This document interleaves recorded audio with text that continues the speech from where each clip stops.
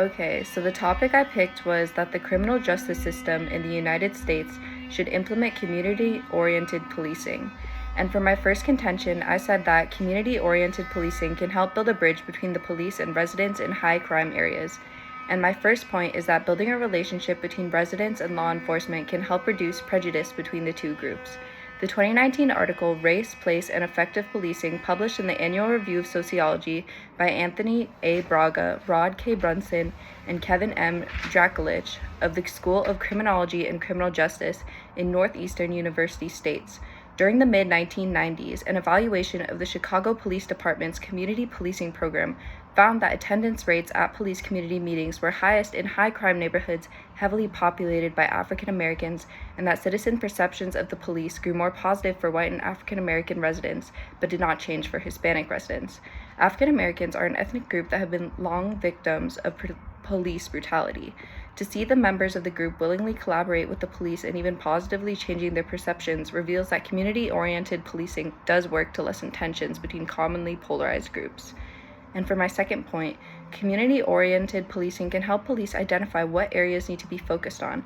According to the same article, community engagement strategies implemented as part of community policing initiatives can provide important input to help focus problem-oriented policing, hotspots policing, and focused deterrence approaches, which do seem to reduce violence. Oftentimes, low-income and predominantly Black neighborhoods have a higher police presence. However, if the police interacted more with community members and identified actual problem areas, they could expend less resources and decrease the potential for unlawful arrests. And my third point, implementing community policing programs can help reduce racial discrimination within and between law enforcement and community members. The 2015 article, Racism Creates Barriers to Effective Community Policing, by Robert Ann Diaz, the executive co-director of Crossroads Anti-Racism Organizing and Training since 2002, reads, "The reality is we see the need for an institution that has as its mission protecting vulnerable populations from harm and exploitation. We believe this is the goal of policing, but because policing developed in the milieu of white supremacy, racism still distorts the reality of the people who are perceived as vulnerable and needing to be protected, and those who are perceived as dangerous and needing to be controlled. The main point of community-oriented policing is to increase positive exposure between community members and the police.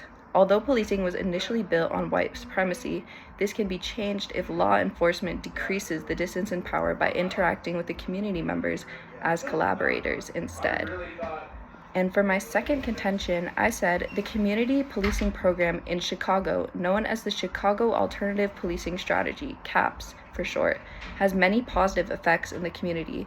For my first point, CAPS gave much needed aid to Chicago communities. According to the 2022 article, Prospects for Reform, The Collapse of Community Policing in Chicago, published in the University of Chicago Law Review by Wesley G. Scogan, a political science professor at Northwestern University. Police had special access to city agencies that could bring resources to bear on solving priority problems.